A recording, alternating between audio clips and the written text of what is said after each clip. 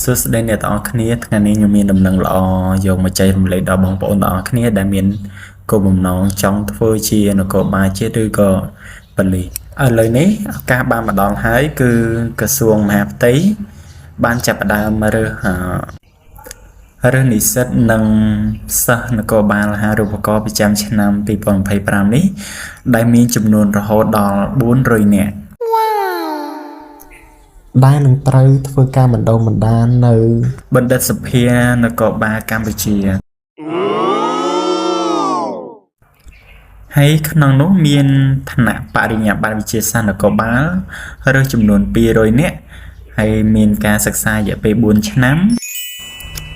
ឋានៈសញ្ញាបត្រមធ្យមឯកទេសនគរបាលសិក្សារយៈពេល2ឆ្នាំរើសចំនួន100នាក់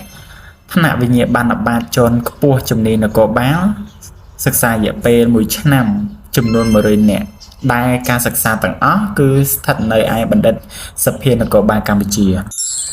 ហើយការជ្រើសរើសនេះគឺធ្វើឡើងតាមរយៈការជ្រើសរើសទាំង25ខេត្តក្រុងនៃប្រទេសកម្ពុជាតែម្ដងតែវាមានចំនួនតិចឬច្រើនទៅតាមបណ្ដាខេត្តនីមួយៗនិងក្រុងនីមួយៗចំពោះអំពីលក្ខខណ្ឌនៃការជ្រើសរើសវិញគឺបេក្ខជនទាំងពីរភេទត្រូវមានសញ្ជាតិខ្មែរមានទីលំនៅអចិន្ត្រៃយ៍ច្បាស់លាស់សម្រាប់ការជ្រើសរើសអាហារូបករណ៍ដើម្បីចូលបម្រើការងារនៅអង្គភាពថ្នាក់ក្រសួងមានទីលំនៅអចិន្ត្រៃយ៍ច្បាស់លាស់នៅភូមិសាស្ត្ររាជធានីខេត្តដែលមានការជ្រើសរើសសម្រាប់ការជ្រើសរើសអាហារូបករណ៍ដើម្បីចូលបម្រើការងារនៅស្នងការនគរបាលរាជធានីខេត្តមានជីវប្រវត្តិច្បាស់លាស់មានកិរិយាមារយាទល្អនិងពុំធ្លាប់មានទោសមានកាយសម្បទាគ្រប់គ្រាន់មានសុខភាពល្អឆ្លងកាត់ការត្រួតពិនិត្យឈាម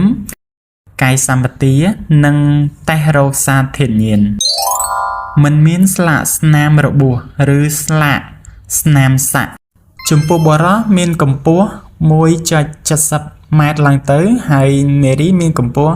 1.65 ម៉ែត្រឡើងទៅនិងមានទម្ងន់សមាមាត្រនិងកម្ពស់មានសញ្ញាបត្រមធ្យមសិក្សាទុតិយភូមិឬសញ្ញាបត្រដែលមានតម្លៃស្មើមានសញ្ញាបត្រមធ្យមសិក្សាទុតិយភូមិឬសញ្ញាបត្រដែលមានតម្លៃស្មើមានអាយុចាប់ពី16ឆ្នាំដល់25ឆ្នាំ